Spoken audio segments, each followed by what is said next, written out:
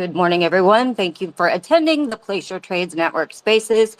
This Spaces is brought to you by Tradeabate, which has a custom web app dedicated to trading CME Group's new daily option contracts, including indices, energy, metals, and now Bitcoin. You can now trade these on a DOM on Tradeabate's main platform as well. They're a great way to get exposure to the futures markets with limited risk. Go to placeyourtrades.com to get the Tradeabate app for free.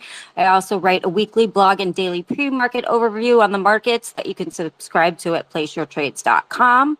I will be doing a summary of this episode with my key takeaways that will be available for download as a PDF. So if you're interested in getting this PDF, you can click on the link in my feed or visit placeyourtrades.com/spaces to sign up for it. And the PDF will be available and emailed out to anyone who signs up.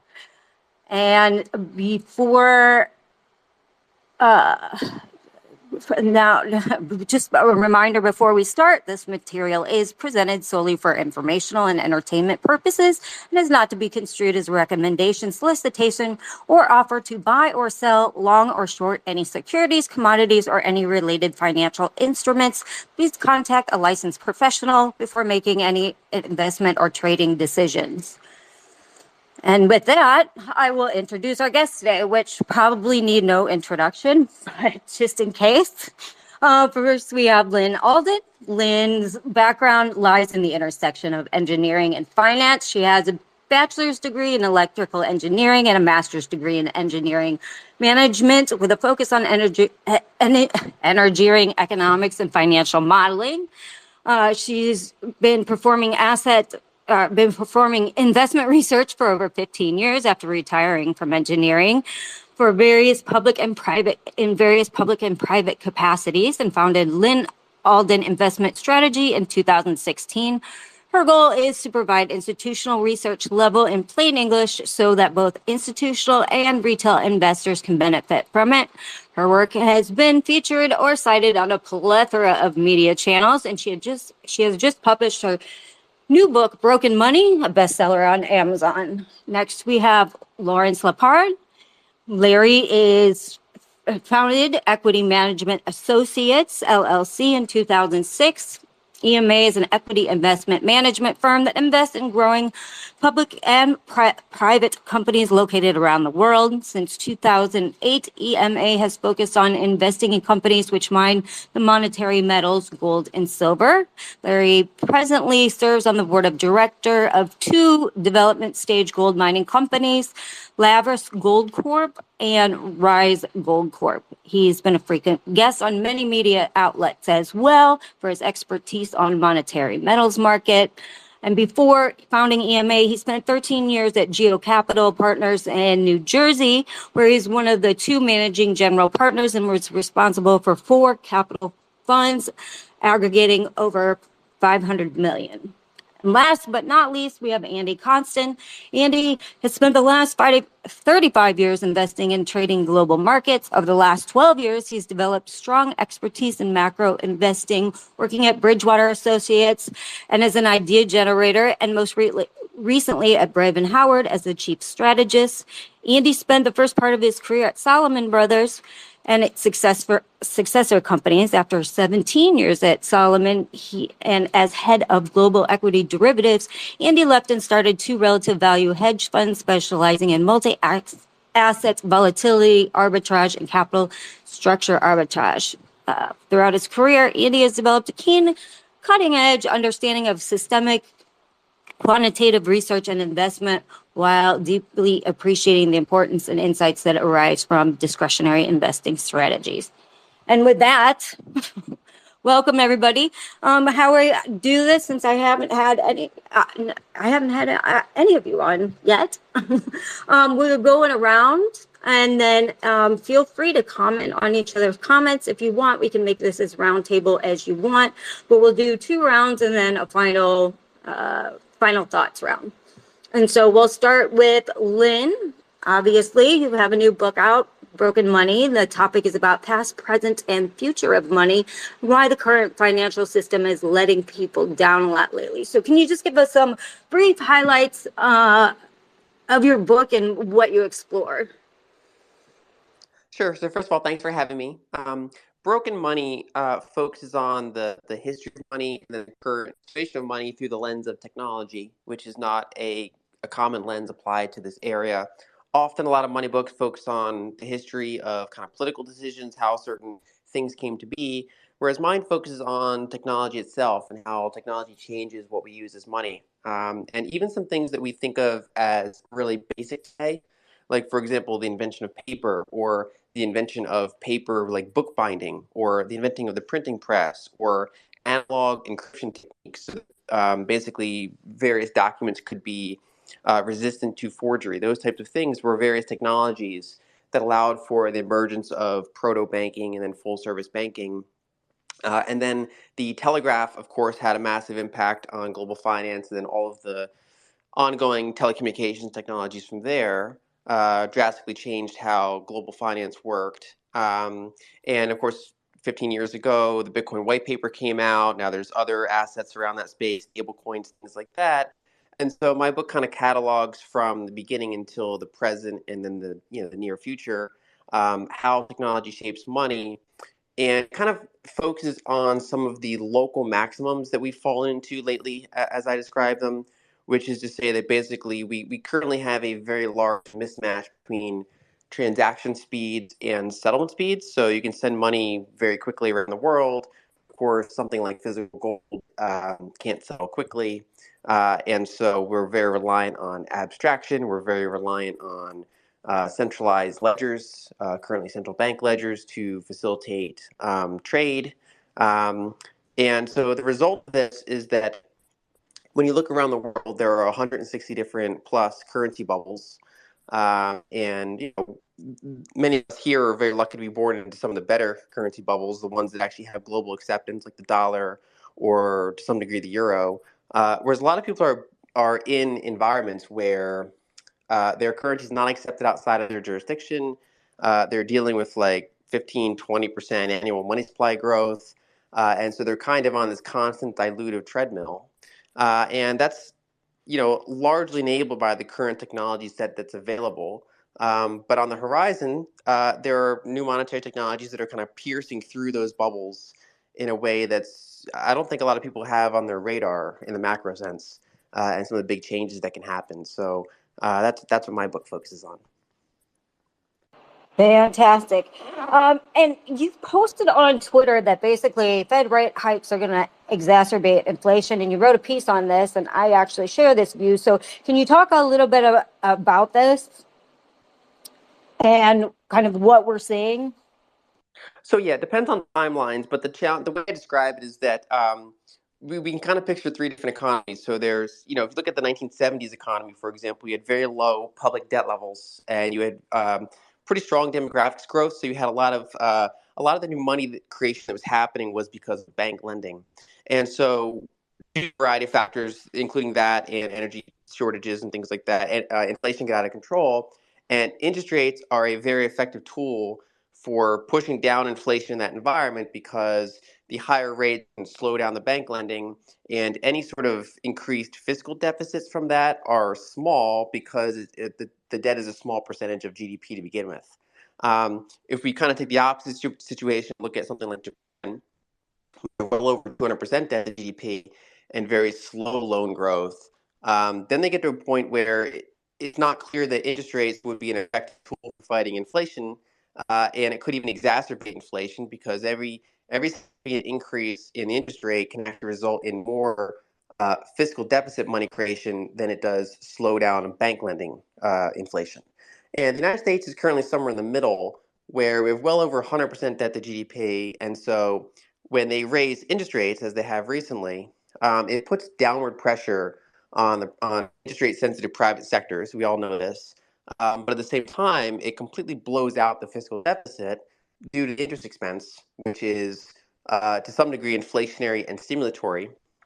And the challenge is to kind of navigate how big is each one of those forces, what times do they operate under, and do they have different propensities to spend? So, for example, the large fiscal deficits, while in some degree stimulatory, are not quite the same as, say, stimulus checks, right? Because this extra interest is primarily going to wealthier entities, that have a low propensity to spend right away. And so it's just kind of this, it's a slower grind towards this. And so my general view is that the 2020s on average are going to be more inflationary than the 2010s, although that doesn't mean that it won't come in waves. It doesn't just mean you just go straight up. If you have a recession, you can still have a period of disinflation from a higher level. And if you try to accelerate out of that recession, you're likely to have inflation come back. But overall, we're in an environment where the fiscal situation is a lot more important than it has been in recent decades. And then along that sort of, well, along the same vein as let's talk about the Fed a little bit more. You noted earlier this year that in September of 2022, the Federal Reserve began operating at a loss. So can you explain this to people that may not understand it, and what is its significance? So, like most banks, a central bank has assets and liabilities. In the Fed case, their liabilities primarily are physical banknotes, which don't yield anything, and then bank reserves and reverse repos and stuff like that. And that yields that's short term and it goes up very quickly. That's and they have to do that at the current time because that's one of their tools to control their interest rates. And so they have a liability side, and their asset side is mostly longer duration securities, things like treasuries, mortgage-backed securities, and those are generally these fixed rate, longer duration assets. And so this raising interest rates this sharply from zero has, for the first time in modern history, put them in a position where their liabilities pay more than they earn on their assets. Now, what makes a central bank different, of course, is that no one can really do a bank run on a central bank unless you're running from the currency itself. So they basically just treat their losses differently. They basically just have like an ongoing IOU to the treasury. So normally what the Fed does when they're profitable is they put most of the profits back to the treasury, and so it kind of nets out. Whereas in this environment, they no longer send money to the treasury, and should they become profitable in the future, there'd be a long time of earning those profits to kind of dig out of their own capital hole before they would continue sending money to the treasury. So the intermediate term effect is that it increases the fiscal deficit, because that's money that's just no longer flowing and is not going to flow anytime soon to the treasury. And other central banks in the world have a little bit differently. So for example, I think I saw headlines that Sweden's central bank has to like recapitalize because they actually do mark to market. The Fed doesn't have this issue, but basically what it does is it exacerbates fiscal deficit. And it's also kind of a sign of what's happening to a lot of other banks. Not quite to extreme degrees of what's happening to the Fed, where basically they're also locked in many cases in these longer duration assets as their liability side interest rates increase, and so that's been it was kind of like a forewarning of some of the stuff that's happening to the broader banking system. So does that increase the risk for banks? In other words, are we out of the woods if we had the banking crisis earlier this year? Is that over? So I expect to see more ongoing bank consolidation. I mean, the area that I'm very concerned about is, it's no shock to people that commercial real estate's not in good shape. These smaller banks generally have most of the commercial real estate exposure. Now, luckily, they have big buffers between their lending and the actual asset prices of the properties, but I do expect to see ongoing bank consolidation. So far, the biggest banks have been the most resistant to having to increase their deposit rates, because there's very little capital that wants to flow out of them to other banks, whereas smaller banks generally have to raise rates more aggressively to keep their deposits. So I think people often think of like the global financial crisis when they think of bank problems. I'm instead viewing it more of a profitability problem, where banks, and this is partially banks are just kind of squeezed for probably the next few. So what kind of lending do they do? How secure are their deposits? Like, are they one of the biggest institutions that doesn't really have to worry too much about deposit flight, or are they a smaller one where they have to be super competitive on rates? And basically their net interest margins are not going to be great. Now, a lot of that's already counted for in price. I mean, they're trading at very low valuations in expectation of kind of an ongoing malaise.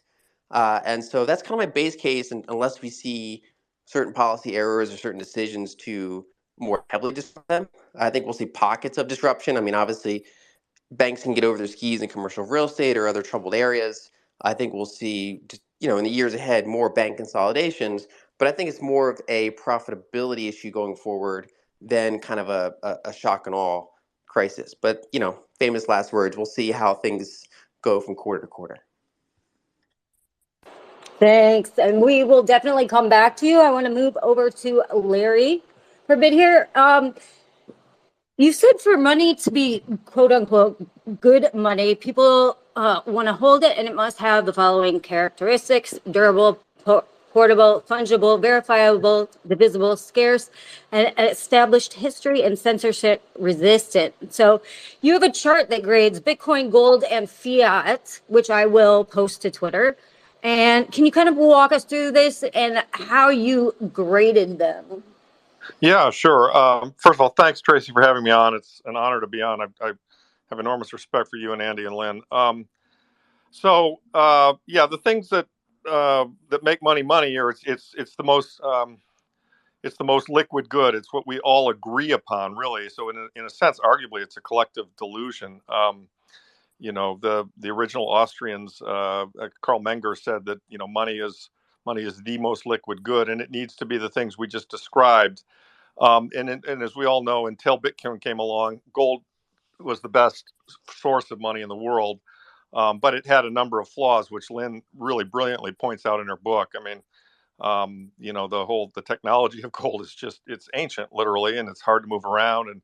And it immediately led to, fake ledgers and people saying they had gold when they didn't, and they couldn't deliver it, and it's hard to move, and all those various things. And so, the money needs to be sound in the sense that, stock to flow, as Saifedean taught us in his book, is really the most important measure of the value of money. And that's why silver doesn't make very good money. There's not a lot of stock, and the flow is pretty high on a relative basis. But money needs to be sound, which means that the stock has to be much larger than the flow. And until Bitcoin came along, gold was most definitely the soundest money, with about a 1.5 to 1.7% annualized growth in supply of gold, which does mean the supply of gold will double in 40 odd years. So it's not as if we are not adding gold. We mine more, and if prices go higher, we'll mine even more. But we're not going to immediately go to 3% growth, because it takes forever to build a gold mine. I know all about that. It's real hard.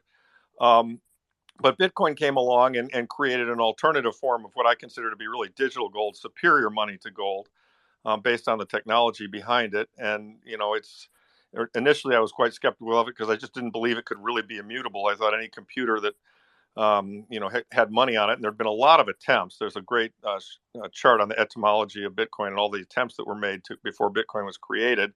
And they all kind of failed because nobody could solve the Byzantine generals problem. And so, when Bitcoin came along and really, got through the first, teething pains of the early 2010, 2011, the block wars, etc., I gradually but convincingly decided that it is a better form of money than gold, primarily because it's in two things. It will ultimately be lower stock to flow, and the halving that's about to occur in April will go below gold when the block reward goes down, and then, but probably more importantly, it's got 3-level accounting, in the sense that, you've got a debit, you've got a credit, a debit, and then you've also got verifiability. You've got third parties can look in on it, which doesn't make it completely free of manipulation, because of course they will create paper Bitcoin just like they created paper gold. But the gold game was so much easier to manipulate. I mean, the stock to flow ratio being as low as it is, and central banks lying, and people lying, and banks lying, and so on and so forth. I mean, it started right from the beginning, and that's, in fact, depositing gold in banks was what originally led to fractional reserve banking, because the people who were goldsmiths realized they could loan out the same gold twice, and not everyone was going to come and ask for it, which then ultimately led to central banking and everything else. So that's kind of a long-winded answer, but basically, money is something that needs to be scarce and sound, and Bitcoin is a better form of money than gold, although gold isn't going to go away tomorrow, because 6 billion people understand it and a smaller fraction of that understand Bitcoin. But in my mind, that's what drives the great upside and the asymmetry in Bitcoin. Is just that it reminds me of the internet, which I invested in back in the day. And you've got two things going on. You've got the fact that one, it's sound money, but two, you've got an adoption curve. And so just as we all started off and nobody had a cell phone, now we all have cell phones. I can see kind of the same curve taking place in Bitcoin, and with a fixed supply, it's the most asymmetric thing I've ever seen. It's really actually kind of stunning to me how asymmetric it is. And so as an investment manager, I'm extremely excited about Bitcoin. Excellent. Now I kind of want to move over to your thoughts on inflation. There seem to be three camps right now, right? You have the deflationistas, the inflationistas, and the stagflationistas. So where do you think we are right now? Do you think the Fed can bring down inflation to their 2% target, or will they have to accept a higher rate? That's a great question. I was just talking to my partner who was listening to Lacey Hunt, and apparently he's got a new podcast out, and we were discussing it. It's going to be a real mix. I mean, what I said, my conclusion is, so first of all, let's go back to basics. We had an incredibly messed up period of zero interest rate policy from 08 to 15, and then on and off again, really all the way through COVID, where we came back to it, et cetera. And I don't think people understand how much that's distorted the financial markets. I mean, it's insane. I mean, it really wasn't everything bubble for the ages. And to me, the stock market kind of looks like 1929. I mean, I think the stocks, absent a crack up boom or severe money printing, I think stocks could easily fall 80% from where they are today. And I think the price of everything is wrong today because the money is broken. And so I could easily see a situation, Tracy, where basically the price of all the assets goes down. That's deflationary, and I think the reason for that is because if the money's not free, and the credit cycle isn't continuing to grow, you're going to see these prices come down. But at the same point in time, I think you could have the price of everything you need is going up a great deal. So to me, what we're entering right here is really kind of the 70s on steroids. I mean, the 70s was stagflation. I was a teenager or kid, and I kind of remember it pretty well. And, the economy was kind of punk and prices went up a lot. And so I think this is at the next level. This bubble is much bigger and much worse than the 70s. And so my opinion is what's going to happen is we're going to have incredibly high inflation in essentials. And then we're going to have pretty big deflation in assets. And so, I don't, and people say, well, real estate's a store of value. I'm not so sure. Not if it's been pushed up by the bubble, free money, and it's got taxes associated with it. So, I think that, and of course, a lot of this, and as I'm sure Lyn and Andy will agree with me, a lot of where we go on this course, Tracy, is dependent upon what's the policy response, right? I mean, how much of the, as we know, John Law, Ben Bernanke basically said he's not going to let deflation happen here. And that's kind of been the policy of the Federal Reserve, since that period of time. And, if they want to, they can create a 1930s-like situation where the price of literally everything falls. I mean, on a relative basis, Bitcoin and gold will do well because gold did incredibly well in the 30s in a deflationary environment. I mean, it held its value. It was fixed by the government, but it's held its value, and the price of everything else went down 90%. My sense is that before the politicians let us get to that point, there's going to be a tsunami of printing that's going to drive, the value of the dollar in Bitcoin or gold terms down, and all fiat currencies really down substantially. So to me, it's extremely hard to know exactly what the course is going to look like. But my view is buckle up, and you need to, in terms of your assets, you need to have neutral reserve assets, and there are only two that I can think of. And what are your thoughts on the commodity sector right now on inflation, being that we have, sustained oil prices now? I mean, still very high considering obviously we've come down from the 2022 highs, but, sitting at $80 a barrel, that's pretty high relative to historical norms. In addition, we have this great big green push, and and scarcity in metals too. So that should ultimately push up the price of all of these renewable assets. So how does that fit into the whole scenario? Right. Well, you know the oil much better than I do. Oil's not my thing, but with respect to commodities in general, I lean back on both what Luke Groman has showed us and what Ronnie Stofferly has showed us. And, if you look at kind of the S&P to commodity ratio, what you see is that, for the past 20 years, all the free money has gone into the S&P. And I can tell you as an investor in the commodity sector, gold and silver mining, there's been no capital going into this area. It's been left for dead. And same is true of copper, and I suspect to a degree it's true of oil, although I think oil's been a little better. And my sense is that if the environment that I believe is going to unfold unfolds, that it's a pretty easy trade to be long commodities and to be short stocks and bonds. I mean, that to me, we are at an extreme. If you look at any multi-year, over the past 50 years kind of framework, that's the conclusion you reach. And then, as far as obviously everybody's talking about this recession that we still haven't had yet. So are you in the soft landing, hard landing, or no landing camp? Yeah, I'm in the hard landing camp. I think we are going to hit a wall so hard people are going to freak out. It's the free money has masked it. The cheerleaders on CNBC keep everybody going. I know the deficit spending is helping, and I know boomers are getting 5% on their T-bills, and they're spending like crazy. That's the biggest spending category these days. But I think the economy is going to hit the wall and hit it hard sometime, within the next several quarters.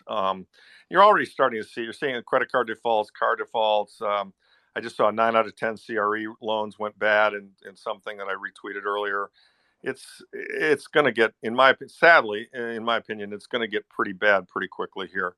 And at that point in time, by the way, I think the stock market falls, then tax receipts start to fall. I mean, one of the things we haven't discussed is just kind of the doom loop that I really see unfolding. And, so tax receipts fall, these wars ramp up, we spend another 50 billion, 100 billion, because those are the kind of numbers they throw around these days. And,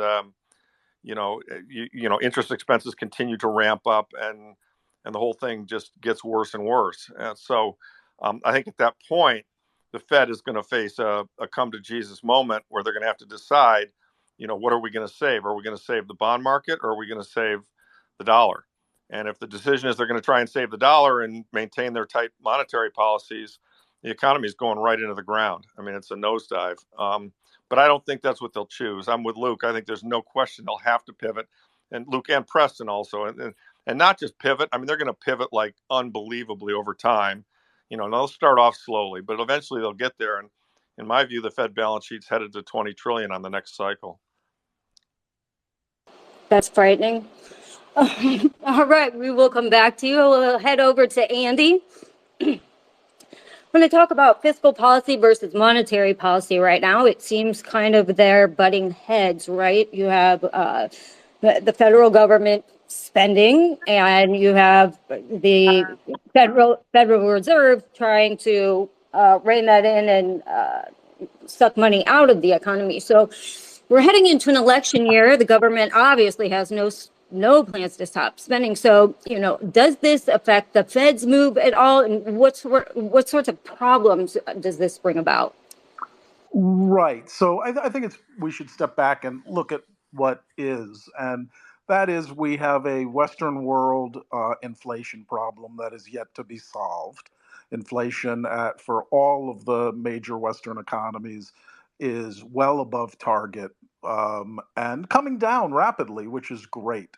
And at the same time, the forces that are the root cause of inflation, now that supply chains are no longer creating a supply problem, are not yet fully dealt with by any stretch of the imagination. And in particular, those things are the money that was printed regarding the various stimulus that was done in each country, and each country is different. And that's why I said the West, because the East didn't really stimulate and so doesn't have this inflation problem.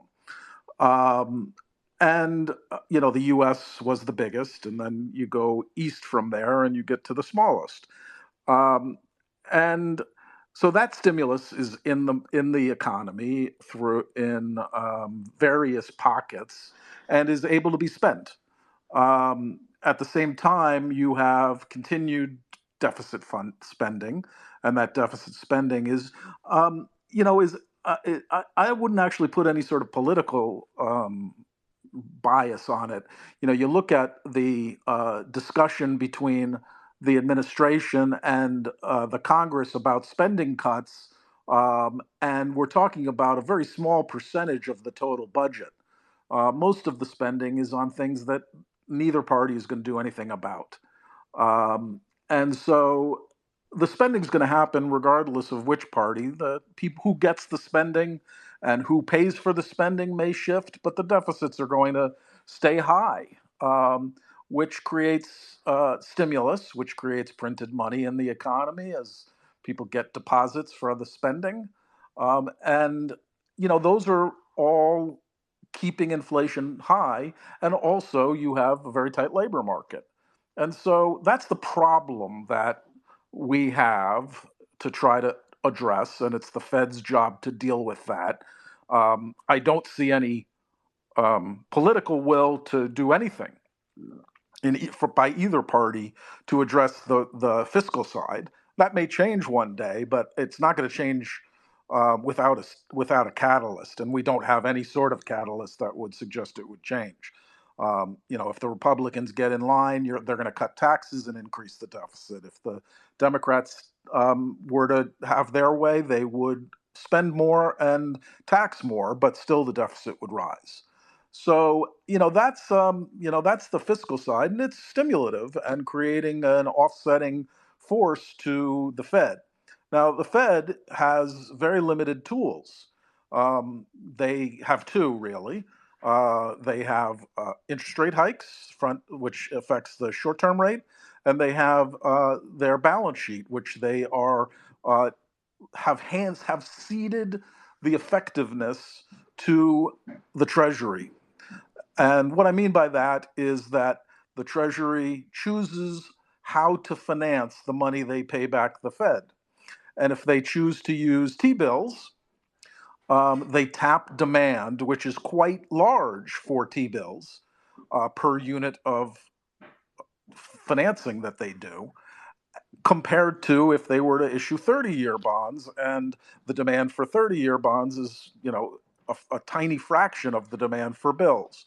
So unlike the UK, who the BOE owns long-term bonds, and when they do QT, they sell bonds in the marketplace. The Fed just lets its balance sheet run off, and in so doing, hands the financing of that and what that does to the economy to the Treasury. And so the Treasury has really, when QT was announced, there was still a bit of QE left, and the Treasury hit that bid in size in the first quarter of 2022. And then markets began to front run throughout the beginning of QT. But by the beginning of this year, the debt ceiling created a situation where the QT impact was no longer effective because the Treasury couldn't issue. They had to spend what they had borrowed in the past. And so the Treasury General account fell and issuance was very low. And then in Q3, when the debt ceiling was lifted, the Treasury decided to tap the bills market in This space was downloaded via spacesdown.com. Visit to download your spaces today. very, very high size. And so that continued to support asset prices because the spending occurred and there was no tapping of anybody who owns real assets that would get squeezed out of those assets to buy the treasuries, and instead tapped bills. And that all changed on August 1st when the Treasury decided to increase coupon bond issuance by almost double, about 160 billion. And from that, since then, the full effect of quantitative tightening by the Fed has been felt. And assets are down. Stocks fell to, S&P was down over 10% until just recently. The NASDAQ was. 30-year bond yields rose by 110 basis points. 10-year yields rose by 100 basis points. And so that had an effect, and it's a necessary effect to deal with inflation, because the only way you cut demand is you withdraw money from the private sector, which they're doing in a small way through quantitative tightening, and you cause asset prices to fall, which impacts the wealth effect, which reduces demand. And so we've heard the Fed, Lori Logan started it, but pretty much every Fed governor since then has spoken about it, that the increase in long-term interest rates has allowed the Fed to pause on the front end, because long-term interest rates were doing the tightening of financial conditions work. And I wrote a script about that in July. And we were solidly in Act 3, where equities started to catch down to bonds after bonds sold off on supply. And then ultimately, Act 4 is when the demand hit starts to lower earnings expectations. Earnings expectations fall, stocks fall even further, and employees start getting fired. And that's how you get a recession. Today, the Treasury decided, instead of increasing the coupons issuance significantly again, they decided to increase the coupons for Q1 by only $10 billion. And so that shows that it's possible that they're very worried about the reception that the bond market has given them so far. But what it shows is that there's going to be less supply of bonds than markets expected. And that's going to cause, and has caused, stocks and bonds to begin to rally again from very depressed levels. And that, ironically, will eliminate what the Fed has been talking about, which is the tightening of financial conditions associated with the bond market selling off and yields rising. To the extent that that happens, which I think it will, this lack of supply is going to cause a significant recovery in asset prices, in my opinion.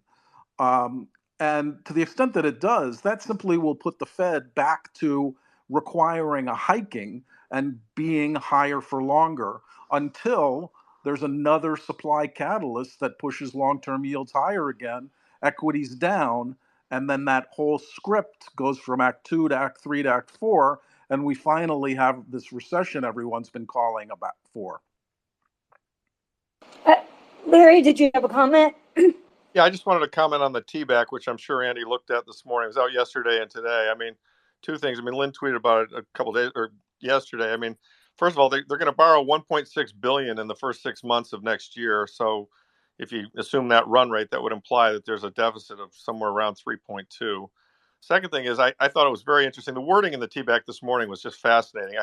It's such weasel words, the way they talk about it. But, it said to me that they're basically going to start tilting, as you just pointed out, Andy, they're going to start tilting towards using bills versus bonds. And I think that's because there's no demand for the bonds. And I suppose, ironically, that could help in the shorter term, with the problems that they have.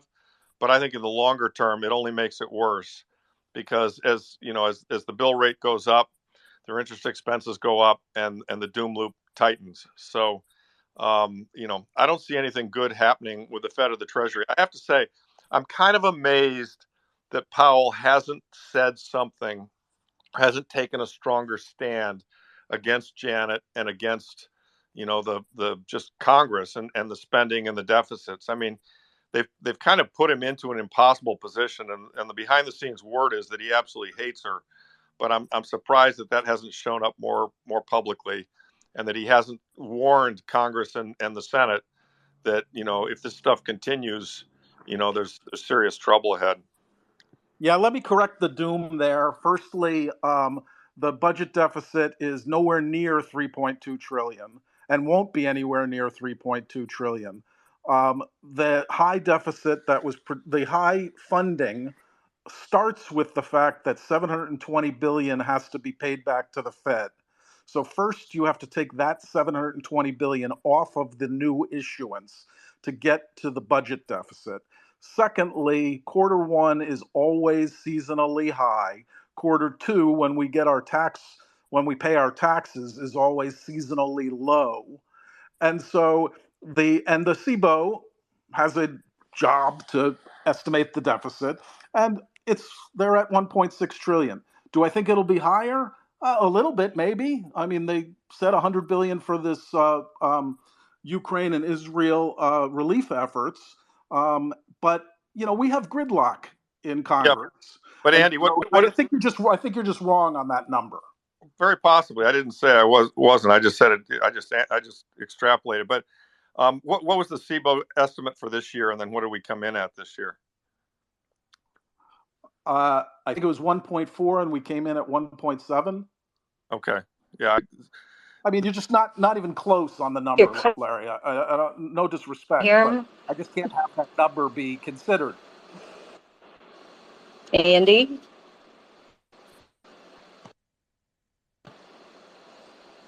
I'm here. Okay. Sorry, I think you cut out there for a minute there.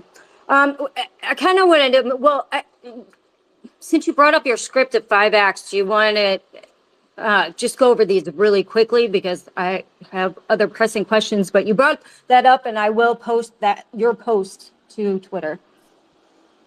Okay, sure. So, I think the issue is how do you solve inflation? And the way you solve inflation is you draw stimulus, that's excess reserves that are floating through the system, and which you do through quantitative tightening, and you you hit demand.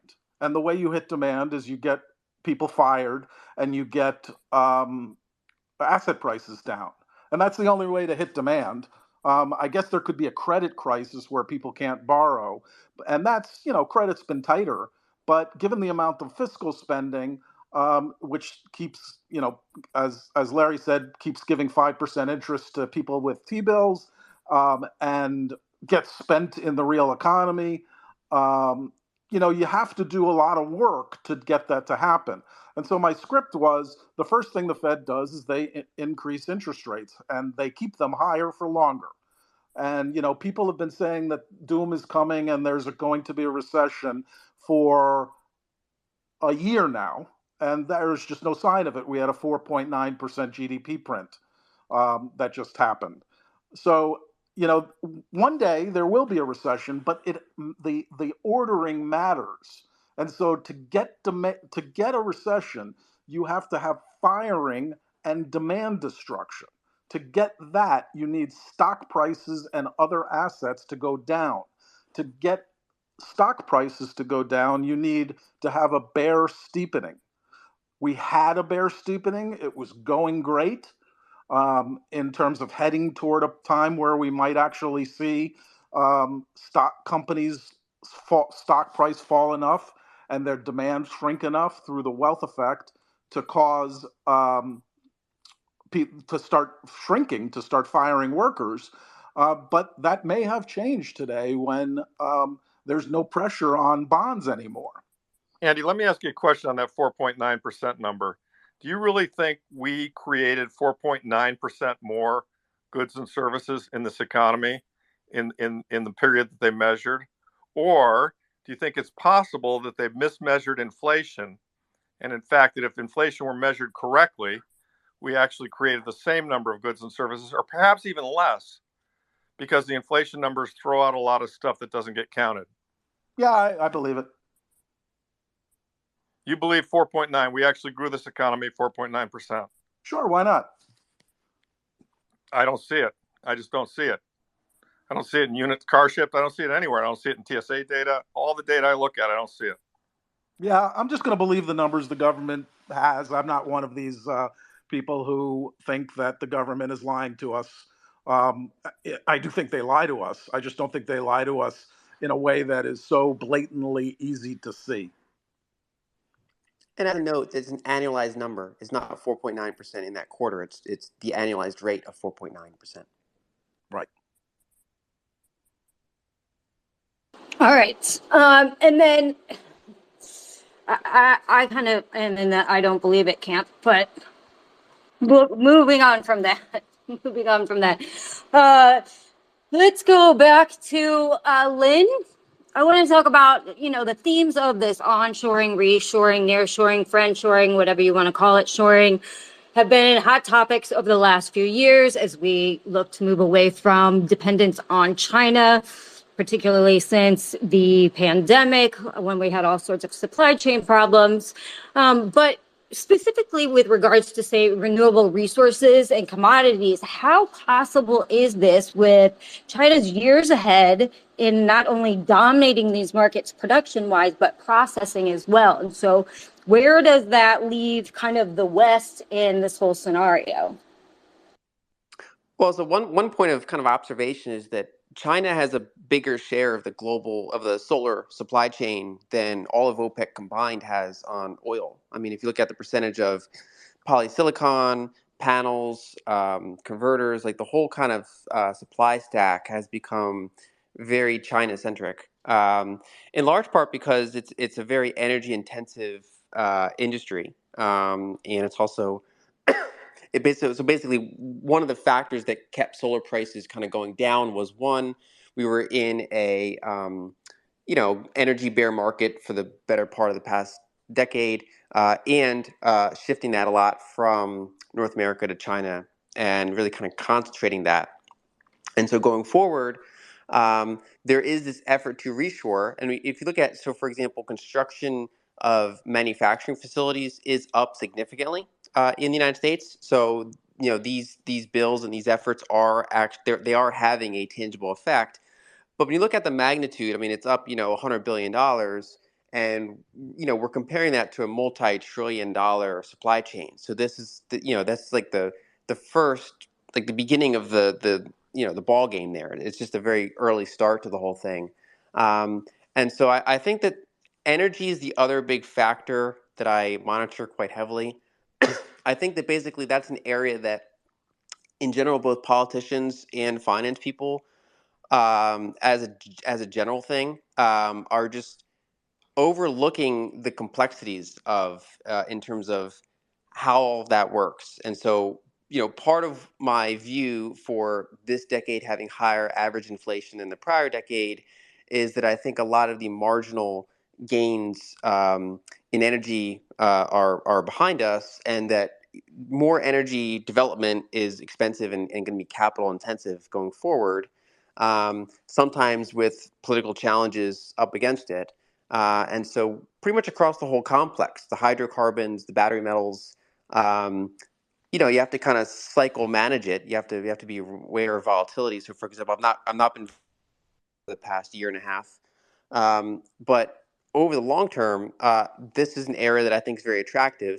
And I've been heavily focused on energy itself. So I've been kind of avoiding copper and some of the battery metals a little bit here, but still kind of pretty engaged on the whole hydrocarbon front, because I think basically it's going to be very hard for them to disrupt that in any way, in the sense that they're not going to be able to disrupt demand for it.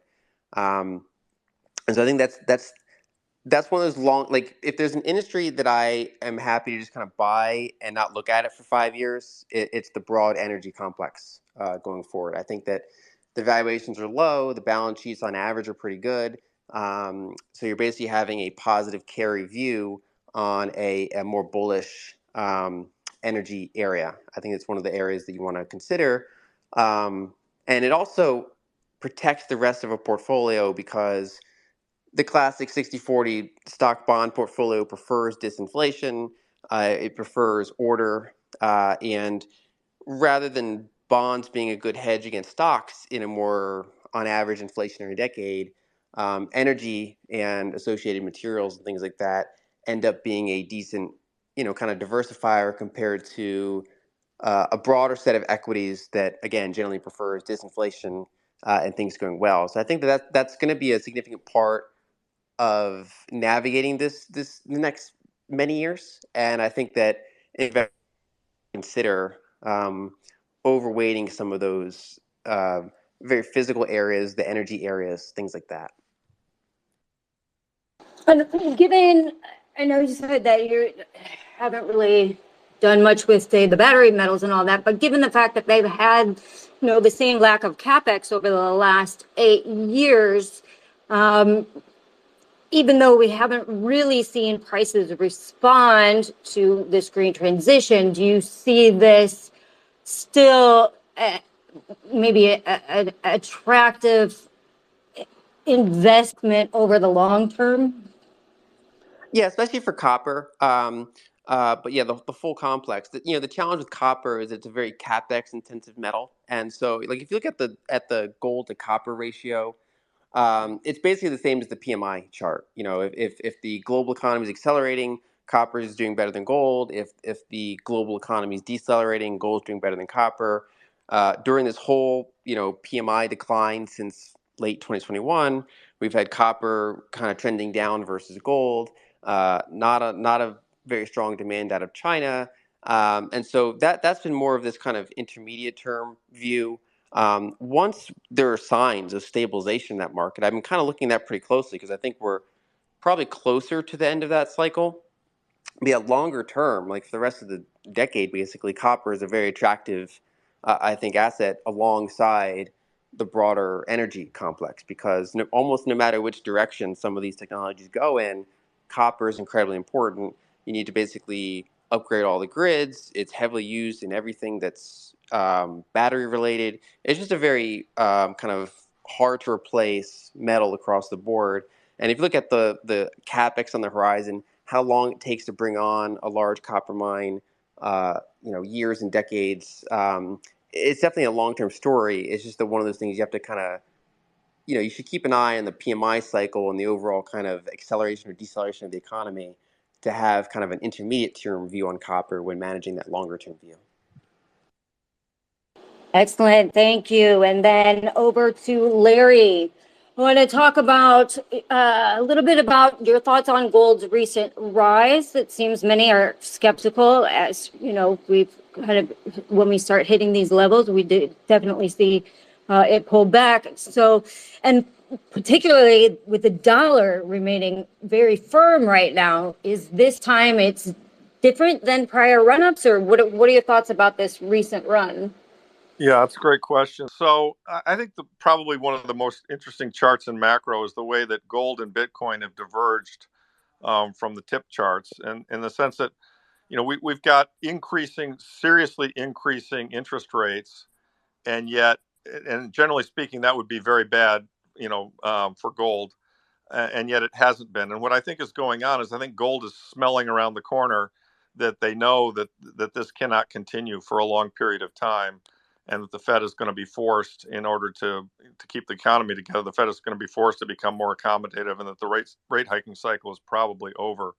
So we bumped up against this 2100 level, just below at 2050, 2070, depends if you're going intraday or closing, and we're now just below 2000. And to me, it's a matter of when, not if, and I think the when is probably in the next quarter or two. Gold takes out the high of 2070, trades to 2100. It'll probably squirt up to 25 or 3000. And I think the driver for that is going to be more and more people realizing what Lyn and Luke have described as being fiscal dominance, and basically driving a doom loop in the interest expense, and the government having to continually sell more and more debt to finance themselves. So to me, gold is right on the launch pad and about to go into a very serious multi-year bull market. That is not consensus. I always get a kick out of looking at Bloomberg and seeing that, and I see this out of the companies up in Toronto too, that, consensus is in 5 years, gold will be at 1750. And consensus is, the 5x5 inflation swap is at 2.7. So people are betting in derivatives that in 5 years we'll be back to a 2.7% inflation. I think there's just, I share Lyn's view on the energy situation. I think that in 5 years, inflation will be much higher. I think we reached peak deflation in March of 2020 when the 10-year traded at 60 bips for a few minutes. And I think, generally speaking, we are living in an inflationary cycle that's going to continually get worse. Admittedly, it's going to wax and wane. I mean, the headline was at 9 and now it's at, 3 or 4, but I think the trend is up. So what that means for gold and what that means, I think I think they are the two best assets to hold in this cycle. If the cycle looks like the 70s, in the 1970s, gold stocks and oil stocks were the two best performing categories by far. They both compounded over a 10-year time period at north of 30% a year. It was just outstanding. And I think this cycle is going to be the 70s on steroids, because we've got stuff that wasn't happening at the 70s level. We've got a sovereign debt crisis on top of it. So I'm extremely bullish on gold and quite certain that we're going to see numbers that are, out of the zip code, as Luke would say. I mean, 3,000 is not the top. So that's my view on it. And your thoughts on silver? I particularly like silver just because it's kind of that, it's a cross between a precious metal and an industrial metal, right? Because there's a lot of uses for it. So I'm just curious of your thoughts on silver as well. I'm very bullish on silver too. I mean, silver's a tricky metal. It's because of the stock to flow, it doesn't have quite the same monetary properties as gold, but it also gets used in a lot of things. And if we're going to go to solar, I've seen charts that show that 50% of today's silver production is going to get absorbed in solar in the next 5 years, or 5 years out. So, and you saw Toyota, and I think Toyota's credible. They say they've got a silver carbon battery that will provide a much better battery solution than the lithium solution that's not flammable. So, there are a lot of uses for silver. So it's a metal that it fits into both categories, right? It's an industrial metal, but it's also a monetary metal. It kind of failed as a monetary metal, but the history of it is that when gold runs, silver runs harder. It's much more volatile, and I fully expect we'll go through the old high of 50 on silver. We'll go to 100 plus, in this upcoming cycle in the next couple of years. Excellent, thank you. And then Andy, I kind of want to talk about the consumer right now. Are we headed for a credit crisis in the consumer sector? Many point to delinquency rates rising on consumer credit, mortgages, and auto loans. That said, this is coming off of hugely historically low rates. So is this going to be a problem? Is it already a problem? Is, the counter argument to it's coming off of historically low rates, so it doesn't matter that much, is that the rate of change is alarming. So what are your thoughts on the health of the consumer right now? So I would say that you're probably looking in a narrow area that is less important to the macro economy, but very important to individuals and companies that are exposed to those things. I don't believe we're anywhere close to a systemic credit crisis that would impact the biggest lenders in the world. And so I guess I'd start with that. But I mean, the important thing is to hit demand, and there's going to be some pain in certain sectors and certain individuals that have taken on too much debt at low rates and didn't lock in those rates at the time. And what's your view on Treasury buybacks? Explain what this means to the markets. And you recently just posted Janet saved Christmas on bullish bonds and stocks and covered all my shorts. So can you talk about this and your reasoning for that? Sure. So my introductory remarks were the reason for that. The Treasury decided to issue significantly less bonds than markets expected, and that will take some of the bearish pressure on assets off. And they've got very cheap, so expect a decent bounce. And that's tactical. As I said, I think the important thing is that the script play out, or else we end up having an inflationary period that lasts a lot longer than currently forecasted by markets. And so it really depends on whether that script will play out, and that script requires long-term bond rates to go higher. And we'll see if that actually happens. But for the short term, it's not going to happen because of what Janet said today. So as it relates to Treasury buybacks, are have been used before when the Treasury market has off-the-run treasuries that are trading at substantial premiums in yield to on-the-run treasuries, and the Treasury Department goes in and issues on-the-run bonds at the same maturity as they buy off-the-run bonds, which has a tiny positive effect for some dealers' liquidity who hold these off-the-run bonds, but isn't quantitative easing in terms of yield curve control or any form of aggregate treasury buying by the Treasury. And I think that is what many believe it does have, which is this quantitative easing like large scale Treasury buying. So I think there's some confusion on that topic. Thank you. And I still have a ton of questions, but we're coming up on the hour, and I really appreciate all your time today. I don't want to take up too much time. So the last round is the same question for everybody. It's a final thoughts round. So you can either talk about something that you wanted to talk about that we didn't get to cover that you think is very important, and or what should we as investors be particularly focused on for the next, say, 12 to 24 months? And we'll start with Lyn. I mean, I kind of have a barbell approach at the current time. I think that I agree with a number of Andy's views about what's going on with liquidity right now. A lot of these things get taken out of context, and going forward, things like tips, for example, are interesting. There are very attractive, kind of inexpensive equities in the market at these levels. And I generally see recession still being somewhat pushed off to some degree. The recent PMIs were not really confirming that view, so that's something to keep watching. But overall, we still kind of have this tug of war between fiscal and monetary pressures that are canceling each other out in different ways, or one industry is suffering and another industry is basically unharmed or even supported by it, and so it's a very bifurcated economy, and I think that in this kind of sideways liquidity market, on one hand, I'm defensively positioned with things like tips, things like fairly defensive assets.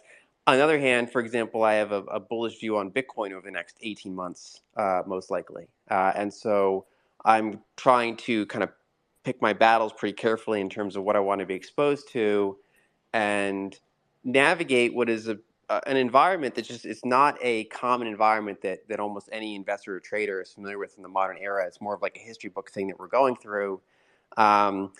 But that's a process, and so that's how I'm approaching things going forward. I'm also, like I said, if there's an area that I just want to basically have exposure to and not try to trade it too much over the next several years, it's the energy complex. Excellent, I agree. And then Larry, same question. You can talk about something that we didn't get a chance to cover that you wanted to make a point on, and or what should we as investors be on the lookout for over the next 12 to 24 months? Yeah, I mean, I think we just continue to watch the bond market, continue to watch what's happening in Japan. I think we're in the middle of a sovereign debt crisis, and I think it's getting acute. And while we may have a bounce back here in bonds, they're awfully oversold. I don't see any fiscal restraint at all. In fact, I see it going the wrong way. And I think that's going to drive sound money assets. And I measure them as gold and silver and Bitcoin as the three. I think that's going to drive them to all-time highs within 6 months. So to me, it's a pretty easy decision to be in those three things. It's a pretty easy decision to not own bonds over any kind of a multi-year time frame, because I do believe we're back in a seriously inflationary environment that's going to look like the 70s. And, the stocks are kind of case by case. I mean, I wouldn't want to be in a lot of the areas of the stock market, but I think the energy stocks, as Lyn points out, are probably a great place to be. Commodity driven stocks, obviously, I mean, a lot of gold and silver stocks, so silver mining stocks. So, I think we're in it, folks. I mean, everyone says it's coming, and we haven't seen it yet. That's true, but Silicon Valley Bank was a big crack in the dike, and there's a lot more of that yet to come. And this reminds me of kind of 2007, maybe March of 2008 when Bear Stearns failed. It's going to get rocky here, in my view, in the next year, in a pretty substantial way. And if you're on the wrong side of it, I think you're going to suffer. So that's kind of how I see it. And thank you. And then Andy, last but not least, the same question, address something that we didn't talk about that you wanted to talk about, and or what should we as investors be looking at for, say, over the next 12 to 24 months? Yeah, so I guess what I would say is at the highest level, picking assets, picking stocks, picking the weighting of stocks to assets, to various assets, is extremely difficult to do well. It's called alpha, and most people don't have it. And most people are significantly overconfident in what they can predict for the future. And so, for all the listeners here, my strongest advice would be to not do it. And to do that, that means creating a portfolio that is likely to be successful in all weather. And I heard from Lyn and Larry their interest in having a healthy allocation to gold, if this is your style, digital gold, and commodities.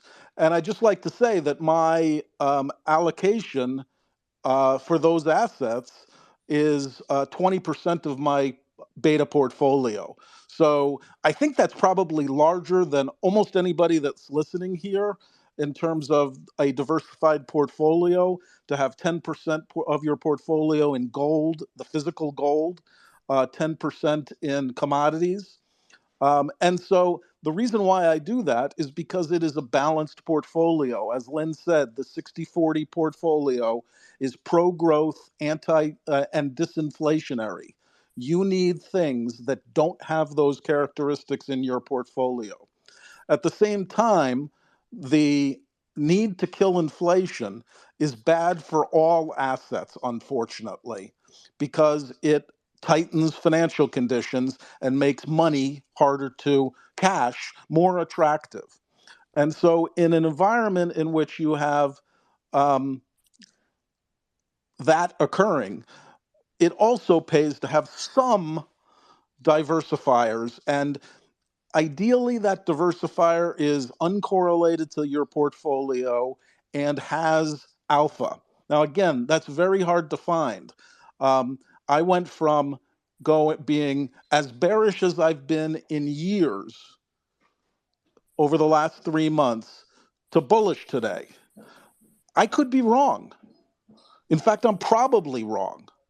And alpha is just very hard, but if you can find it, it's an excellent source of diversification from what otherwise is a good, balanced portfolio that is balanced to environments in which there is hyperinflation or high inflation that requires gold and commodities, but also where things go okay, because that can happen too.